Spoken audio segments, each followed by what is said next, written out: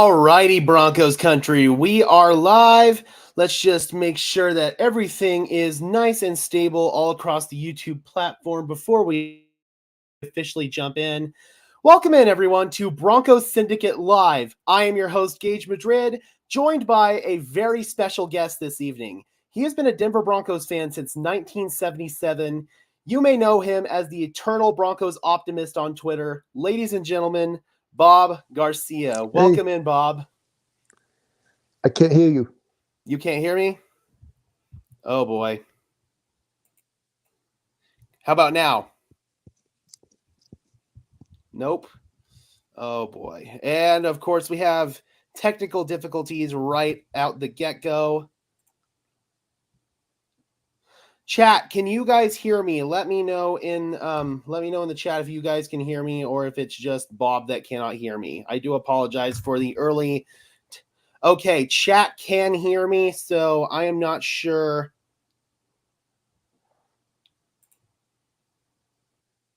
Can't hear a thing. Yeah, I don't know what is.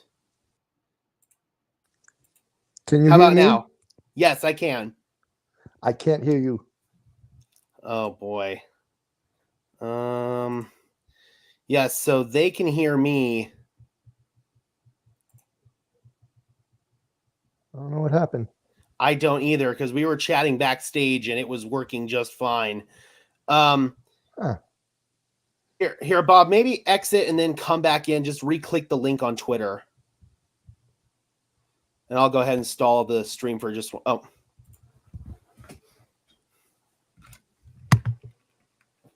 Watch every game every Sunday with NFL Sunday Ticket, YouTube TV. Get YouTube's biggest offer of the year and save up to $215. Again, guys, I do apologize for this impromptu technical difficulties. I do apologize. I have not used StreamYard before, so we are going to be working through all of these kinks here together, and then we will be going forward with the show.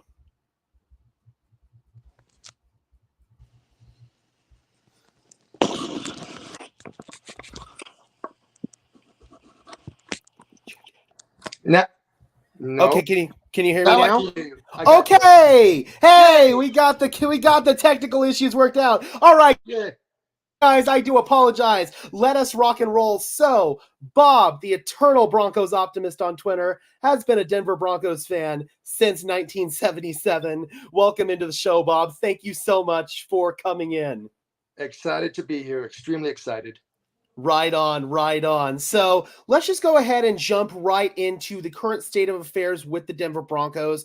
Today, rookie minicamp kicked off. It was our first chance to get a very brief look at Bo Nix in a Denver Broncos uniform. The Denver Broncos tweeted out this photo right here. I will bring in the tweet, and in it, we can see our young quarterback, Bo Nix, for the very first time. Bob, what is the emotions that run through your head when you see Bo Nix? Extreme excitement. Absolutely. It's a long time coming. I have a lot of hope. Mm-hmm. I think everybody does. I think that's the collective feeling across all of Broncos country, and it definitely fits with your Twitter handle, the Eternal Broncos Optimist. We also got Sean Payton right here breaking down the crowd. Today, media was not allowed at UC Health Training Center, or Centura Health Training Center as it's now known. I still have to get used to that name change a year later. Yeah. We'll just call it Dove Valley for all intents and purposes. Exactly. This is easier. Mm-hmm. Media was not allowed there today, so we're very limited in the photos that we see. Welcome in, C-Chan. Good to see you. Tomorrow, when the media gets there, we will be able to see a little bit more of the rookies in action, a little bit of brief video. We got Troy Franklin right there, rocking the number 16, although we can't see it. And then here we've got Greg Penner, George Payton, Kerry Walton Penner, and Sean Payton. So, yeah, guys, tomorrow we will be able to see Bo Nix in video action. We'll be able to hopefully hear from him in the media. We'll also be hearing from Sean Payton. So, Bob, how are you feeling about the current state of affairs with the Denver Broncos right now? obviously you have eternal optimism. That optimism is going to carry forward into the season. What are your expectations for Bo Nix as this offense grows and moves forward and matures? When we first got him, I was very concerned that people were going to turn on him very quickly unless he was great. I think we all need to temper expectations, but the more I see of him, the less I want to temper, because it just seems to be that he's going to be the guy. Everything that I've seen on tape, that I've listened to a lot of experts, those seems to fall. It's not that he's not a great quarterback, but he's also a great fit. And then I think he's got more weapons now. I think the running game is going to be better. I'm extremely excited. Absolutely. Just kind of talking about how well he fits in this Sean Payton offense. On this channel, we've talked about how he's really good throwing with anticipation, timing, accuracy, just being able to efficiently execute the offense. You see it on tape. You see it when you look at the numbers. Bo Nix was somebody who's going to take care of the football. He had the lowest turnover-worthy play percentage in college last year.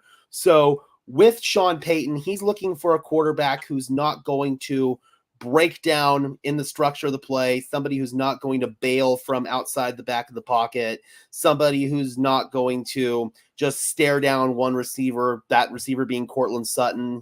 He's wants somebody who's going to distribute the ball around. You feel like Bo Nix is going to be somebody who's going to be able to do that. And thing is, look, I will never say anything negative about Russ. He was here. He tried his best. God bless him. But it's kind of bizarre that we're getting a rookie that seems to be able to understand the playbook better than the veteran did. And I find that very mind-blowing, which is one of the reasons I have so much hope and expectation of us doing decently to well because of that. I mean, I think the defense is still going to be good. I think if the offense is better, that makes the defense better because they're rested. So we'll see how it goes. But, there's no reason right now to be bummed out or upset or stressed out. Just let it play out. Yep. And just like you talked about, I think Bo Nix is going to be able to come in and be able to grasp the playbook right away. He's going to be able to learn some of the tough play calls and verbiage in the Sean Payton offense. He's going to be able to get up there and execute that at a high level. There's going to be natural growing pains that we're going to have to expect going into this year, obviously. But do you feel like Bo Nix is going to be on the right trajectory to start for the Denver Broncos week 1? I think so, only because he's already shown with what he did in the past that he understands playbooks in the system. So I don't think it's going to be very much for him to catch on. Because like you said, remember when they interviewed him, they gave him all that list of plays, and they were shocked to find out he knew all of them when they interviewed him 24 hours later. So that tells you the kid's really bright. I think that it should be fine. He's going to be good. I think we have some growing pains like every quarterback. But we might be pleasantly surprised, and he turns out to not even have those. It's just wait and see. Absolutely. But I would ask Broncos country not to turn on him right away. Let him learn if he's having trouble, because that's what we tend to do. Is we tend to get quarterbacks and get rid of them because they didn't immediately work out. And I think he will work out if we just do what we have to do, the right thing with him. Mm-hmm. And I'm glad you brought up the word patience, because I know naturally. Are we doing this again? Maybe turn up your volume. I think it might be your headphones. Yeah, I got them in. No, I don't know, because that's the only thing I can think of. I can't hear anything. 1 second.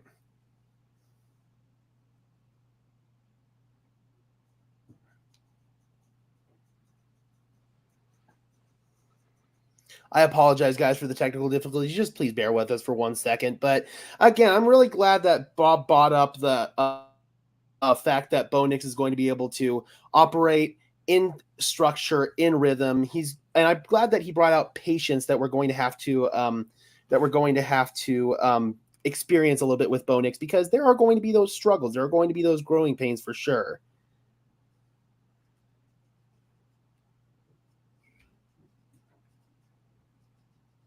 1 second, guys. All right. Bob, I texted you. Just go ahead and check that. So yeah, guys, again, I think we're going to have some issues with Bo Nix. Okay, we're all good? We're all good. Okay, cool. Yeah, so just I think you might have to like exit the app for a second or just do whatever you did there in case we lose audio again. But yeah, again, Bob, you were talking about how we're going to have patience with Bo Nix. Sorry, I'm trying to keep the stream a little bit on track here. Of course.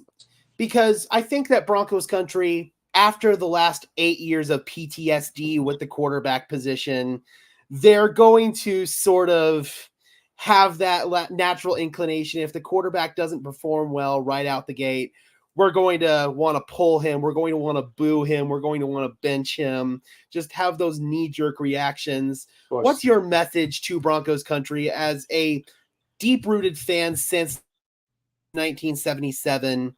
I'm somebody who has to keep my opinions at least somewhat more towards the neutral side as someone who's a media member. But what are your thoughts from the true fan perspective about the patience that we're going to need to show Bo Nix as we head into the first part of the season?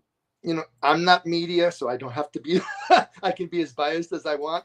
I think if we hold on and just wait to see what's going on, how he does it, you know, don't expect him to have 400-yard games the first couple of weeks. You know, let him work it out. Let them work it out. They'll be fine. We're blessed to be able to have him on our team. That's the way I see it. We're very lucky. We could have lost him. If we had gone back, we might have not gotten him. So I think getting him and seeing what I've seen from him, I really tell you, Bronco country, really, this kid's going to be it. You know, I know we're all bent out of shape because of what happened in the past, but that's in the past. You can't worry about that. You just have to worry about now, what you're doing now. And I think he's going to be good. And I think, you know, he's going to have a good connection with the receivers. He's going to have a strong run game behind him. And since he gets rid of the ball so quickly, I don't think he's going to have a lot of sacks. And that's the key element. I think that's what Peyton wanted more than anything else, was someone who he didn't have to worry about constantly getting sacks.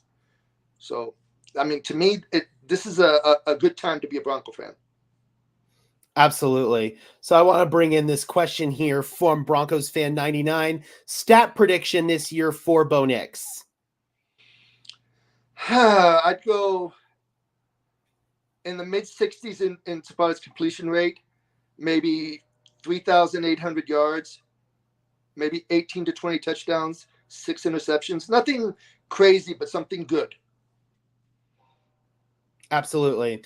And second extension of that, do you think that we could have a Houston Texans like turnaround and go from a team that is expected to be amongst the bottom feeders in the NFL, if you just look at the Vegas odds, to a team that surprised people, made the playoffs, and really turned into one of the true feel-good stories of the NFL last year? I mean, it's possible. I mean, that's what I'm hoping. I mean, we're all hoping for that. But, I mean, it's not like you don't see the talent there. There's talent all the way through. Yeah, no, are they a perfect team? No, they have some holes. But if you look through it straight down the line, there's talent everywhere on this team. So that's not, it's not like other teams where they don't have, they get a quarterback, but they don't have the talent, much like the Panthers, for example. I don't think we're in that same position. We have a decent O-line.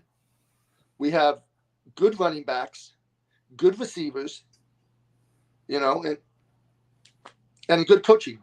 What more can you ask for? And that's the formula for a rookie quarterback to be successful. You look at some of these situations that other rookie quarterbacks are walking into. You look at Caleb Williams, who has some good weapons and some good pieces around him, but still the offensive line for them is a little bit questionable. Their coach is on the hot seat. You look at Drake May in New England. They've got a poor offensive line, a lack of weapons, a first-year head coach. Exactly. I mean, the Commanders, another first-year head coach, a second go-around head coach in Dan Quinn. Right. And then you've got Cliff Kingsbury, a questionable offensive coordinator. You could make a serious argument that Bo Nix is walking into the best situation out of all the rookie quarterbacks in the NFL. So, I would definitely, because you think about it, McCarthy's not going to start. Penix isn't going to start. May, like you said, I pray that he holds up because that offensive line scares me. You know, Caleb is in a good situation. We'll see how he does. I think he's going to be okay. But Daniels concerns me with his running, and he's not a big guy. So that kind of concerns me. But, I mean, if you're looking at the best fit for a team, without a doubt, in my opinion, it has to be Bo Nix with Denver. Yep, I totally agree. So another question here from Bronco Fan 99, transitioning possibly into our other draft pick, our next highest draft pick in Jonah Ellis. Who do you think is going to be our sack leader for the team? I would think it would be Browning, because I haven't seen Ellis play at the pro level. He seemed, the film that I've seen him in college is crazy good. So he's going to be there. He's going to get there. I think Nick Bonito is better than people think. He has another year to put on more weight, get stronger. So hopefully he can work with the run better, because rushing the pass, he's very good at. But I think it's that by committee, you're not going to have anybody who has 15, 18 sacks. You're going to have 6 here, 6 there. I think the guy that we got from the Jets is going to get some sacks also from the inside. So I think they're going to be more than what people think. Mm-hmm.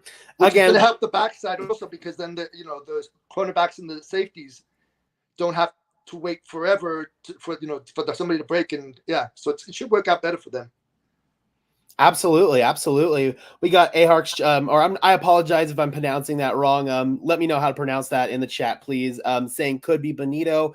I've talked about how the Broncos edge rush room right now has a bunch of Robins, but they don't really have a Batman. They don't really have that one guy who can consistently be a threat in the backfield, consistently generate pressure, consistently be a threat on early downs in the run game as well.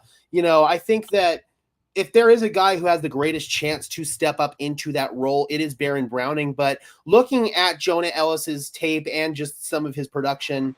Oh, okay. Audio, are we good? All right, I'm back. Okay, cool. But again, just looking at some of Jonah Ellis's production and his tape in college. Just do the thing again.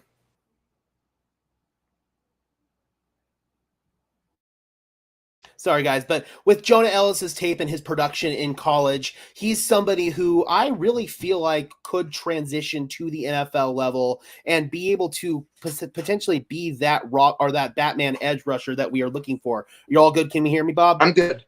Right on, man. Right on. I think we figured out the little technical glitch there. So, yeah, man. I also really think Baron Browning is somebody who can step into that. We just need somebody who can consistently bring that pressure and bring that heat off of the edge. I think that the Broncos have made some good moves to address their interior defensive line, bringing in John Franklin Myers off of the Jets, signing Malcolm Roach in free agency. DJ Jones is still here, somebody who I actually expected to be cut. I think they're doing a lot of good stuff to improve their front seven as a whole. What do you feel like is the outlook for our front seven just after the free agency moves we've made, maybe outside of the edge rush room? I think with the addition of the new player, I think it's really, really, like I say, really better, but it's better than it was last year. I think you have 3 consistent players in Allen, DJ, and I can't remember, it was John Franklin Myers. Thank you. Sorry about that. No, you're good, man. But he's all 3 of them together make a nice combo, which should help with the run game, which will, in the end, help everybody, the linebackers and everybody else. Because they're big men who can keep, and then let the linebackers do their job. So it should be good. I think it's vastly improved. And then I think we'll go ahead and maybe transition to the other facet of the defense, the secondary. That's a unit that we've seen a lot of turnover in with the departure of Justin Simmons, the addition of Brandon Jones in free agency. We drafted Chris Abrams-Drain, who's hopefully going to provide some depth, maybe be our dime this year. What are your thoughts on the state of the Denver Broncos secondary this coming year? And who do you think is going to step up as that second boundary corner on the opposite side of Pat Surtain? Well, if my hope is it would be Riley Moss. That's my hope. If not, Abrams should be able to go in. We also took somebody in free agency. Oh yeah, Levi Wallace. Levi Wallace. So the guy that's for what the you're going to Bills. get competition. As long as they can hold down the fort on one side, Surtain's got the other side shut down. He'll be fine. It's when he can't because they're not doing their part, it makes it more difficult for Surtain. But I think that the talent is there, and I think they'll be okay. I mean, I'm excited about Jones as a safety. I think if you ask me who's going to be a big one, I think it's going to be Locke. Mm-hmm. I think he has the opportunity to shine, and he's got a lot of talent. Yep, he showed it last year. He shined last year. Yeah. Absolutely, man. Sorry if I accidentally cut you off. There's a little bit of a lag on the stream. Totally. All good. Awesome. Well, I think we'll just go ahead and maybe continue through some of the other position groups for the Denver Broncos. One group that I've been kind of harping on a little bit is the tight end position. I'm somebody who maybe feels like they haven't done enough to address that position in the offseason. Of course, we have Greg Dulcich, who we're really hoping can have these injuries behind him and be that dominant force at the position on the field. I'm really hoping so. Exactly. Please, football gods, give us one good, healthy season of Greg Dulcich. And then we got guys like Adam Troutman and kind of a wild card in Lucas Kroll in that room as well. What are your thoughts on that room? I think Kroll will have a bigger effect on it than people think. I mean, the best case scenario would be for Dulcich to be healthy, because he's going to kill if he's healthy, because for a fact that Nix is going to get the ball to him. He throws much more precise routes, so the ball in a better angle, so he's going to be able to get the ball more. So if he stays healthy, we're going to be good. If not, then we're going to have to figure out what we do with Kroll and with Troutman, because Troutman he's a good player, but he's not that difference maker. So I totally agree. He's another one of those Robins, he's or you could also call him like a Jag, just another guy, somebody who's going to do his job, do it well, but isn't going to become one of those household names to say the casual fan. You know what I mean? But I truly do believe that Dulcich, if healthy, can be that alpha, can be that guy. And that would be perfect for, if he stays healthy, it would be perfect for Nix to be able to do what he has to do. The two players on offense that I think are most important to stay healthy would be Dulcich and then Tim Patrick. For sure. I think that those are two wild cards. That's like, if those guys can stay healthy, they can be dynamic threats. They can be just big time difference makers. Oh, sorry. We got Bob just adjusting, but yeah, no, I'm good. Okay. You're all good. Yeah. We can hear you just fine, my man. But yeah, again, those are guys that if they can be healthy, they can be those dynamic difference makers that we've really missed for the past couple of seasons. Obviously, Greg Dulcich has played more in the past 2 years than Tim Patrick has. Yeah. But almost not the biggest, not much, exactly. And almost the biggest unknown from these past 2 years and the biggest what if from the Russell Wilson era is, what would have happened if Tim Patrick was on the field? He's somebody who had really good chemistry. It might have been very different. Coulda, woulda, shoulda, but let's move on forward and see how, hopefully pray to God he can be healthy now, because if he can come back 90 to 95% of what he was, he's going to be good for us. He doesn't have to be the number 2. We can figure out between Mims and Franklin or whoever it works out, or the guy that we got from Detroit. One of those guys can be the number 2, because for a fact it's going to be Cortland the number 1. So hopefully he's happy and not upset. He's ready to go. But I always hate those rumors that I hear about it. But we'll see. Again, optimistic. Yep. Absolutely. So that's, I guess we'll go ahead and transition into the wide receiver. We've already kind of started to talk about that a little bit more. Courtland Sutton, we're assuming he's going to be the number 1. I think all the notions of him getting traded at this point are out the window. It would have probably already happened by now. The Broncos anticipate a big role for Courtland Sutton this year. Hopefully Tim Patrick can stay healthy. And then we've got a couple of guys like Troy Franklin and Marvin Mims, who are, again, some of these wild cards that are like, if we can get some good production out of those guys, then we could be in really good shape. So what are your thoughts on those guys in particular? I think Franklin is going to be good. He needs to work on his routes. His route running isn't perfect, but he can learn. He can learn that. He still has the. You can't teach speed. He's fast, and he knows Bo Nix like the back of his hand. So if he knows where to be, so Bo Nix can get him the ball, and that's a huge benefit. That I think that they don't have to build, a unison because they're doing that already. They've been doing that all last year, so it's going to be stop and run right off the bat. I think Mims, talent-wise, is incredible. But are they going to use him mainly as a wide receiver, or are they going to still use him more mainly as a returner? And that makes it a difference because it's hard for me to imagine him to grow much more as a receiver if he's stuck doing the other part. Right, absolutely. And with these new rules of the NFL modifying the kickoffs to more of an XFL style that we've seen for the last couple of years, I think that you'll see more like 2 or 3 returners on the field, and maybe we'll see by extension less teams going to kick it to Marvin Mims just because they know he's such a threat to take it to the house. Yeah, one little space and he's gone. Exactly. So maybe that will allow somebody else to take some of that load off of him. Again. Yeah, sorry guys, just Bob's phone. But again, maybe that will allow the load to be taken off of a guy like Marvin Mims in the return game, and that might allow him to be able to shine more as a receiver and focus on his route running. Let's bring Bob back in. I'm here. All right, we're here. Awesome. All right, man, I think we're going to start wrapping this up. We are approaching the half-hour mark here. Before we wrap it up, I should have done this beforehand, but we had those technical issues at the beginning of the stream.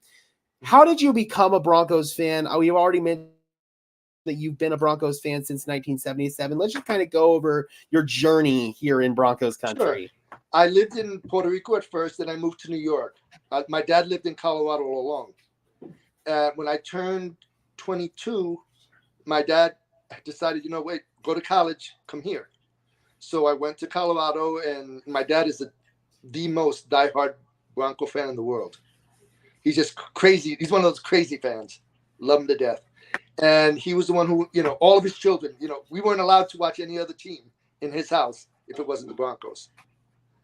So, we all grew to love it. All my brothers love him. They love the team. And it's, and I brought it to my son who also loves the Broncos. It's a family tradition, bring it down. Absolutely. That's awesome, man. Well, Bob, thank you so much for joining us today. It was a great pleasure having you on Broncos country.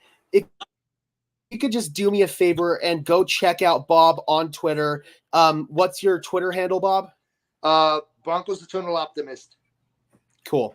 Awesome. Again, he's an awesome account to follow. He is one of the most fantastic members of the Broncos Twitter community out there. So please go give Bob a follow. Also, guys, before we dip out of here, if you could please do me a favor and leave a like on this stream, as well as subscribe to the channel. Those were both free and easy ways to show your support. Helps tell YouTube to push us out, helps us get seen, and helps us grow this community. All right, guys, thank you so much for tuning in. And until next time, I'm your host, Gage Madrid, along with Bob, saying peace out.